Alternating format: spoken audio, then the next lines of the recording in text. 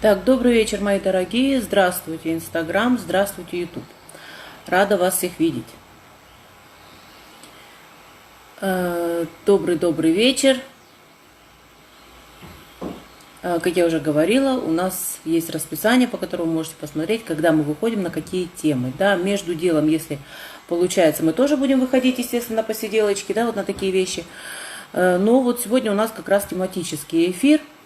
Немного необычный. Мы хотим, так как мы докопались до очень много информации, очень интересной информации, мы хотим сделать такую как серию, опять же, как мы это уже делали про ведьм. То есть сейчас мы делаем о других вещах. То есть это у нас о проклятых вещах. Я опять наушники. Спасибо, Кирюш. Да, не вытаскиваю, как говорится, все время в ухе. Забываю о нем. Так, друзья мои, ну прежде чем начать, в общем, потому что тема довольно интересная. Я хочу немного углубиться и именно еще просмотрами поработать. Хотела бы сказать пару слов, пока все у нас присоединяются. Да, добрый вечер, Роман, здравствуйте. Здравствуйте, мои хорошие, все, кто заходит. Прежде всего, мы вчера выставили уже пост о ребенке, да, то есть на следующей неделе, в четверг, в среду у нас будет как раз опять благотворительный ответ-вопрос. Там все описано, это стоит у меня в Фейсбуке, стоит на моей странице, затем стоит на второй странице официальной, это Лилия Норляев, пожалуйста, присоединяйтесь, там очень много интересных вещей написано и много рекламы, не рекламы я имею в виду, а именно наших анонсов, все это там стоит. Поэтому, друзья мои, пожалуйста, смотрите, присоединяйтесь, читайте. То есть принцип благотворительности, все деньги, которые будут выручены в этот день, пойдут у нас, как я его уже назвала, это Степыч, очень хороший мальчишка. Я вчера разговаривала с мамой. И так как я уже в прошлый раз говорила о благотворительности, что были проблемы достаточно большие, нет, эти люди сами вышли на меня с волонтером. Этот волонтер у нас здесь сидит тоже, Оленька. И чтобы вы видели, что это на самом деле реально, то есть мама тоже выйдет на пару минут, расскажет, то есть о своем ребенке. Мальчишка очень хороший, и действительно нужна помощь, довольно серьезная помощь. Вот. Стоимость одного вопроса у нас 10 евро, все остальные цены стоят как раз вот там в гривнях, в рублях, все это стоит на странице, посмотрите, пожалуйста. Присылать вопросы моим администраторам уже с оплаченным чеком, что вы оплатили, на какой счет. В этот же день мы вечером после эфира ведем подсчет, сколько и чего. И на другой день все переводится. И точно так же отчетность ставится у вас. То есть мы ставим на страницах, чтобы вы могли видеть, кто, что, как, когда, все это, все переводы, все это стоит. Данные о болезни точно так же стоят там. То есть все официальные бумаги есть. То есть это у нас не фейк, как мы уже наталкивались. Люди открытые, люди действительно очень хотят помощи, им нужна она. Вот такое мы будем продолжать, мы посмотрим, как сейчас в этот раз будет. Я знаю, что уже некоторые просто перевели без вопросов тоже. Если вы будете без вопросов переводить, кто знает меня и знает мои там номера карт, пожалуйста, пишите, что это как раз для Степы. Очень хороший, правда, мальчишка обалденный, то есть вы не представляете. Я когда увидела, я говорю, боже, грех не помочь этому ребенку. Да, и в будущем мы точно так же будем продолжать. В том же темпе, то есть постараемся сначала Степану все помочь, потому что там колоссальная сумма, конечно, нужна, но абсолютно реальная, то есть которую можно вытянуть. Вот, затем будем смотреть дальше. Возможно, что не только детям больным, но и детям вундеркиндам, которые пытаются пробиться, то есть не могут, то есть нет возможности. Это тоже такое очень часто бывает. Роман перевел деньги первый. Я так и подумала почему-то, что это Роман у нас, без вопроса. Да, то есть вот это вот все у нас будет происходить. Следующий момент, который бы я хотела коснуться, друзья мои. Начались опять звонки ночью в 2 часа ночи, в 6 часов утра, в 5 часов утра. Вы меня извините, да, я сейчас ложусь в 7 часов утра спать, в 9 мне уже надо вставать, но все равно немножко имейте совесть. Когда это звонят с Украины, например, да, и говорят, там не говорят, но вот с Украины звонят мне или пишут мне, у вас всего лишь час разницы. Здесь отмазка как с Америкой не проходит. Вот. Ни мне, ни администраторам в это время не писать. Есть определенное время с 10 часов. Сейчас мы увеличили до 2 часов, до 8 часов вечера. Пожалуйста, в это время, но не в другое. И в особенности очень любят после эфиров. писать, очень любят. То есть вы меня извините, мы тоже люди, поверьте мне, мы тоже хотим отдыхать. А нагрузка у нас колоссальная у всех, не только у меня, у всех. Девчонки делают огромнейшую работу. Девчонки, мальчишки, да. И еще какой-то момент был. По Берлину, да, со следующей недели все эфиры будут выходить на час позже. То есть, если сейчас у нас было 8 часов по Берлину, то на следующей неделе будут эфиры у нас проходить в 9 часов вечера. Потому что у нас начинаются огороды полностью, то есть люди уже теперь могут выезжать куда-то и просто не успевают. Вот так вот. Так, вроде бы я такое все сказала, да? Польша, привет. Да, мне кажется, я все сказала. Хорошо. Я знаю, что сегодня у нас не прогноз, поэтому у нас сегодня бешеного ажиотажа не будет, как это обычности бывает, когда прогноз и все на халяву, да, но все-таки. Итак, решили коснуться довольно интересной... Спасибо, Кирюш. Решили коснуться довольно интересной темы, это у нас проклятие темы, потому что у нас была тема действительно по проклятиям, что это такое, но здесь немного другое, то есть начнем мы с проклятых картин. Я думаю, вы все их знаете, вы все их видели, слышали, я так думаю, по крайней мере. И вот как раз мы хотим это затронуть. Итак, первая картина у нас, это всеизвестнейшая картина. Я думаю, легенды о ней ходят и знают ее все. То есть это у нас что? Это у нас плачущий мальчик. Легенда довольно интересная, потому что я говорю легенда, это факты не подтвержденные. О том, что вот папа художник, пытался нарисовать все время мальчика, своего сына, это у него не получалось, и чтобы его как-то напугать, он зажигал перед ним спичку. Огонь. А ребенок, у него была определенная фобия именно на огонь. И за счет этого ребенок начинал плакать, и появлялись вот эти вот картины. Факт то, что она была не одна, была целая серия картин с детьми, с такими, она называлась почему-то цыганская серия именно. Хотя там с этими детками ничего не связано, вообще ничего общего, но просто она так называлась. И что у нас происходило? Якобы этот дом, где жил этот ребенок, то есть он сгорел дотла, сгорело все, родители сгорели, осталась только эта картина. Потом, когда эти картины куда-то вот отдавались, либо там покупались, происходило то же самое в остальных домах. То есть все сгорало, оставалась только эта картина. Да, Эллочка, ты права, я тоже так сказала. Вот. В общем, потом была попытка уничтожить эти картины, но, конечно же, репродукции есть до сегодняшнего дня, и ничего ни у кого не происходит. То есть это вот то, что с этим связано. Следующее интересно, то есть здесь вот, в общем, я не могу много добавить, потому что я даже не могу сказать конкретно, то есть куда посмотреть. То есть вот эта легенда настолько обросла, вот эта картина этой легенды, но она как бы и сидит на ней. Но у меня все равно есть ощущение того, что не так все просто. Ну хорошо, но мы теперь коснемся другой картины. Это у нас Клод Моне, это водяные лилии.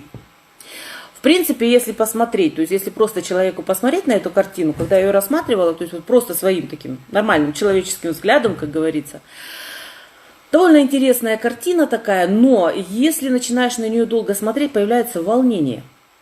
И волнение такое с тревогой, неприятное. То есть вот такое вот, знаете, вот как тоска, вот такое начинает все крутить внутри. Не зная, то есть, что происходило с этой картиной, вообще, что происходило с этим художником, да, Клод Моне вообще очень известный, насколько, может быть, вы знаете. Я подумала о том, что как раз у человека что-то в это время происходило. И происходило, знаете, в каком смысле? То есть что-то с человеческими чувствами. На самом деле так и было, то есть потом, как я начала биографию поднимать и сравнивать, когда эта картина была нарисована, накладывать вот это все, то есть этот Клод Моне, он был 2 раза женат, и каждый раз у него умирала жена. И как раз вот водяные линии, это уже когда умерла 2-я жена. И тоже вот у него вот эта вот тоска, то есть вот эта боль, и оно переложилось. Что у нас происходило с этими, то есть если эта картина куда попадала, то есть с людьми что-то точно так же случалось. Это у нас сердце там у кого-то, да, у кого-то кто-то разорялся, то есть вот такое вот и так далее, и тому подобное. Вплоть, пока ее не повешали куда-то в музей там, я, правда, даже не смотрела, куда в музей, где-то, по-моему, в Нью-Йорке она была. Потом более-менее все успокоилось. То есть не на открытый. Вот, а когда много вот именно людей проходит, просматривают это все, то есть энергетика как бы она немножко так, знаете, на всех рассыпается, не так все страшно. Вот. Дальше следующая картина тоже очень известна, и я думаю, если вы ее даже первый раз увидели, у вас было странное чувство, чувство страха. Это у нас Билли Стоунхем. Фамилия, конечно, ужасная, да? Руки сопротивляются ему. 100% вы знали об этой картине, то есть это когда двое маленьких детей стоят, якобы девочка в виде куклы, да, и рядом мальчик, но сзади это у нас окно, и через это окно, то есть руки. Первое ощущение, когда открываешь, действительно определенный страх, как будто смотришь фильм ужасов, что что-то должно произойти. Неприятно, очень неприятно. Самое интересное, я когда опять же стала накладывать, то есть события, которые у человека происходили в это время, когда он рисовал, и что у него в жизни происходило, они абсолютно не совпадали. То есть там просто была картина, он увидел фотографию свою старую детскую, где он там с соседской девочкой решил вот нарисовать, но просто изобразить именно так. Еще есть 4 картины с продолжением. То есть именно после этой картины еще выпустилось 3. То есть он сделал, где там он постарше, да, там у девочки лицо, как будто она снимает, где там средний такой возраст и когда глубокий старик. То есть вы все можете это просмотреть. Плюс это видео, то есть этот лайв, он будет переработан в видео, где как раз эти картины будут находиться. То есть будут показываться вам, чтобы вы знали, что это такое, как они выглядят. Тут тоже очень интересная история, то есть куда бы эта картина не попадала, все время что-то происходило. И всем казалось, что эти фигуры оживают. Последнее такое критичное произошло, не последнее, а одно из критичных произошло, когда богатый господин приобрел эту картину, то есть он ее нашел, в принципе, ее выкидывали, потому что она была такая довольно страшная. Он ее повешал у себя в детской, то есть именно, и каждую там ночь девочка прибегала, дочка его, что там фигуры там двигаются, да, там все такое. Даже вплоть до того, что стали снимать это на видеокамеру. Было снято на видеокамеру, и было на одной из фокусов так, да, то есть на одной из картинок было видно, что у куклы в руках был пистолет. То есть эти фигуры на самом деле как будто передвигались на картине. Понимаете? Потом она была продана там с аукциона, то есть не с аукциона, а с eBay, то есть я думаю, что многие знают, что такое eBay. Была продана, и так как она уже такую славу у нас получила, естественно, она была каждый раз дороже и дороже. Этот художник существует до сих пор, то есть он живой, он продолжает писать и все на свете. Кажется, эта картина была в 1974 написана. Не могу точно утверждать, потому что здесь я так в такие даты не углублялась, но вот в этом районе где-то. Теперь мне все-таки было интересно, почему же эта картина вот так вот такое отношение производит. Дело в том, что этот художник, он был усыновлен в младенчестве. И он всегда очень себя чувствовал одиноко, то есть он не получал той любви, вот отцовской, материнской он не получал, и у него всегда была тоска. Когда эта фотография была взята, и потом с нее начало срисовываться, у него вот эти вот чувства как раз начали подниматься. И мы прекрасно все знаем, что художники, если они что-то рисуют, они отдают часть своей души. Они вкладывают это в свое произведение. И здесь то же самое произошло. Но я говорю, я вам советую, просто посмотрите, пожалуйста, эти картины, это очень интересно. Сказать, что запечатление, то есть у него задумка была немножко другая. Вот как Элочка говорит, что запечатление другого мира, нет, я бы не сказала, он просто как бы вот воспоминания из прошлого, вот эти вот руки за стеклом, да, это как бы воспоминания из прошлого для него. Но когда она уже вот вышла в свет, люди воспринимали ее совершенно с другой стороны.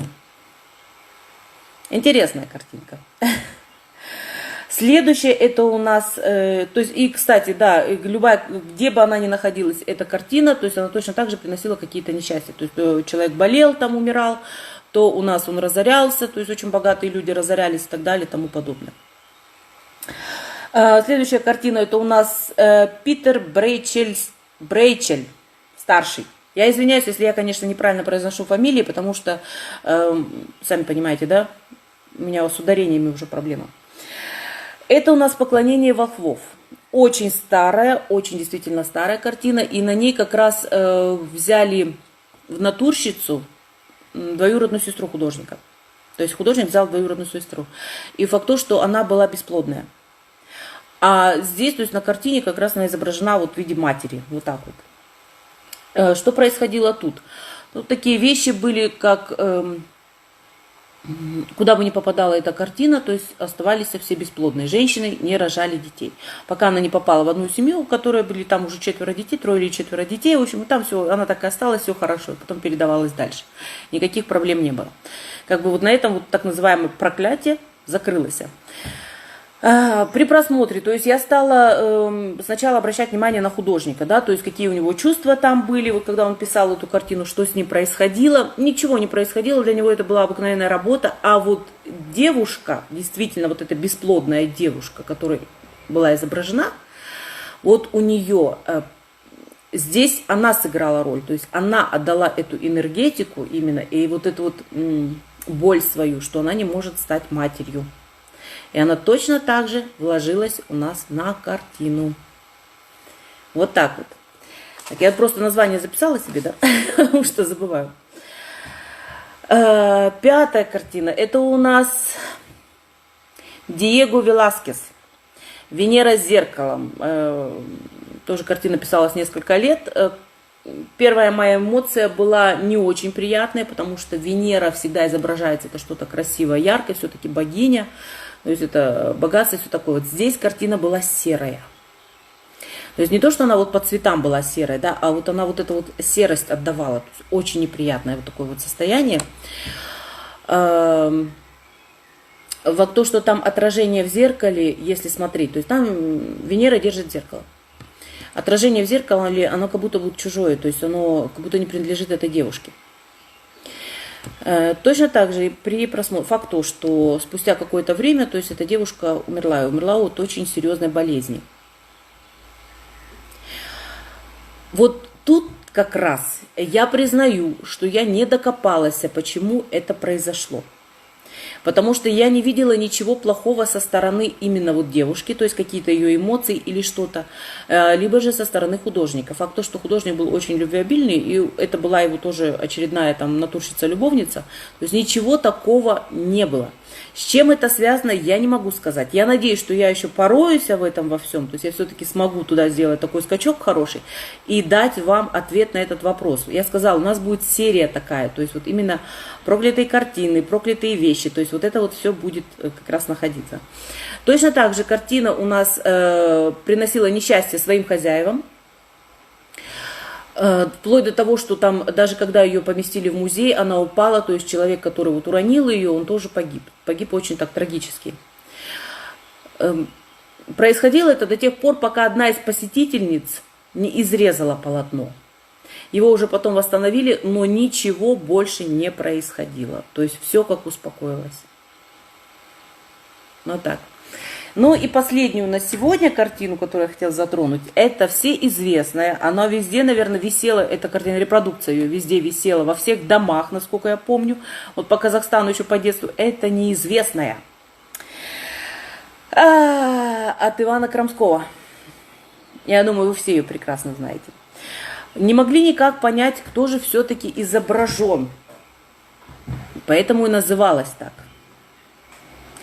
Кто изображен на этом полотне, то есть говорилось все, что угодно. И было одно из предположений, что это Екатерина Михайловна Долгорукая. Факт то, что Екатерина Михайловна была 14 лет фавориткой Александра II. То есть там была бешеная любовь, действительно, то есть они не скрывали эти чувства. Она могла себе позволить все, что угодно, то есть она такая была девушка оторви да выбрось. То есть, причем, вот это вот оторви да выбрось, я потом только увидела это. То есть, когда я начала уже более углубленно вот изучать эту картину. Но первая моя эмоция, когда я посмотрела, потому что у нас тоже дома она висела, и мне она никогда не нравилась. Потому вот это, вы знаете, она от нее такое снисходительство было, понимаете, такое неприятное, вот как будто человеку сверху вниз смотрит на тебя. Такой момент был. И мне она ужасно не нравилась. И считается, кстати, что у кого в доме она сидит, висит эта картина, то есть те люди разводятся. Честно говоря, у меня родители развелись, но я это совсем с картиной не воспринимаю, то есть, такая есть легенда. То есть расходятся люди.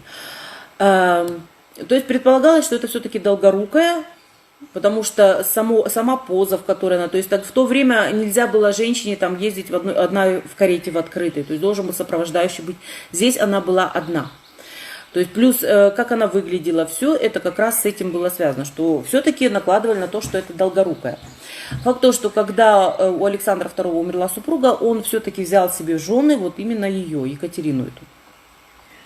Так как она была очень активная, ее было довольно тяжело рисовать, были попытки вот именно нарисовать ее много раз, но в конце концов вы знаете, что у нас, я думаю, вы знаете историю, что у нас произошло с Александром II, это взрыв, да, то есть его взорвали там, то есть убили.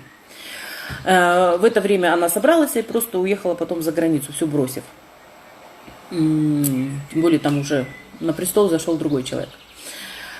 Картина была незаконченная. Считалось, опять же говорю, это только считается, это только предположение, что все-таки это с Долгорукой рисовалось. Считалось, что художник, так как он ее рисовал почти 14 лет тоже, он очень долго ее рисовал, он не мог никак это сделать. 14, говорю, 4 года. Потому что все время были какие-то... Она не могла усидеть очень долго и все такое и так далее и тому подобное. Что потом оказалось, что лицо не совсем похоже.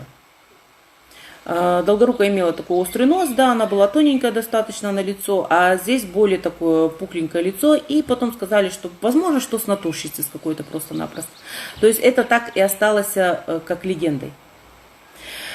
Когда я смотрела эту картину, вы знаете, здесь у меня сыграли такие двойственные чувства, потому что вроде бы картина была написана с человека, который уже был счастлив, да, то есть она уже была замужем за своей любовью, уже было все хорошо, у художника не было никаких проблем, чтобы отталкиваться от него. Но когда я стала углубленно смотреть, для меня это все-таки не Долгорукая. Просто она была так изображена, вот такой вот величественная дама, вот эта вот женщина.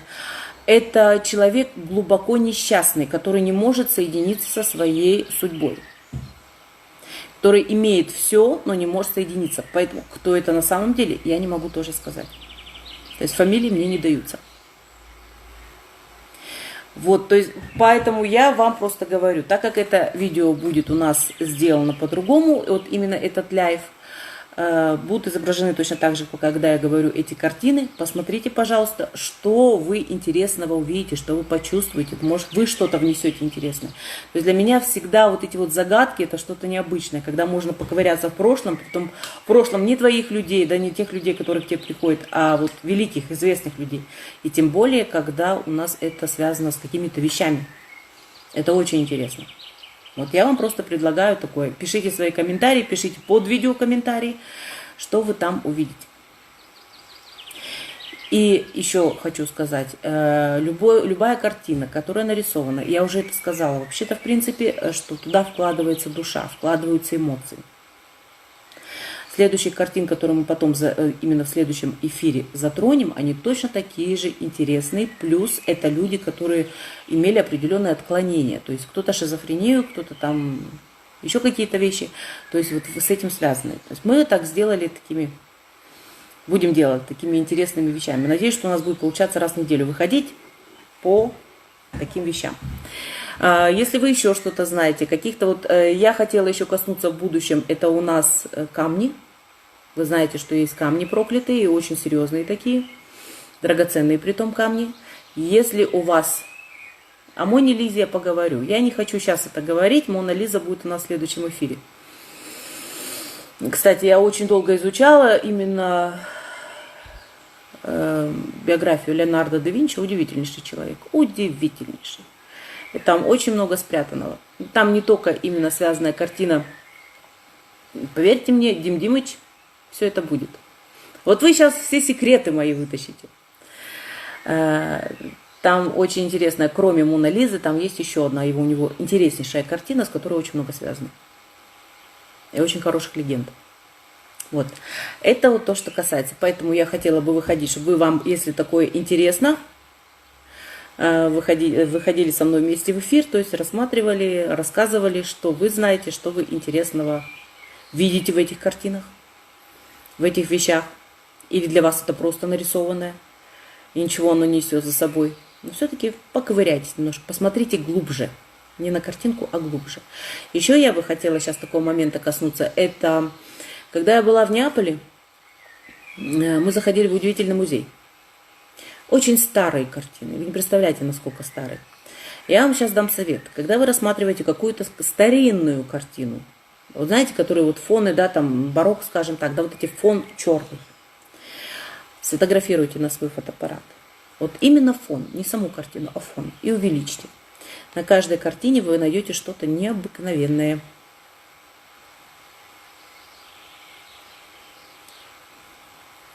Ольга Владимировна, ну вы даете, да, чего только стоит. Поверьте мне, если вы, еще сейчас вам скажу, даже если вы возьмете сейчас вот репродукцию плачущего мальчика, откройте ее, увеличьте, посмотрите на эти черные фоны и посмотрите, что за ней спрятано. Даже люди невидящие увидят то, что раньше не замечали. Это мой вам совет. Начните с нее. Вот это все, что я хотела рассказать по этой теме. Еще раз напомню, 24 числа у нас будет благотворительный марафон. Все это у нас выставлено на Фейсбуке, на Инстаграме, на обоих страницах. То есть Лилианор Лайф, вторая страница моя. И Лилианор, все это выставлено. Почитайте, пожалуйста. Если вы хотите ответ-вопрос, то есть бесплатного ничего больше не будет. Все деньги, которые будут у нас собраны на этом марафоне, будут перечисляться обалденнейшему мальчишке. Как я уже сказала, я его назвала Степаныч, Степыч, потому что он очень классный. Я думаю, стоит того, чтобы хоть какие-то мелочи, какую-то помощь делать в этой жизни. Все, друзья мои, на этом эфир я заканчиваю. Была рада вас видеть. Всем успехов, здоровья, счастья, чтобы у вас все хорошо было.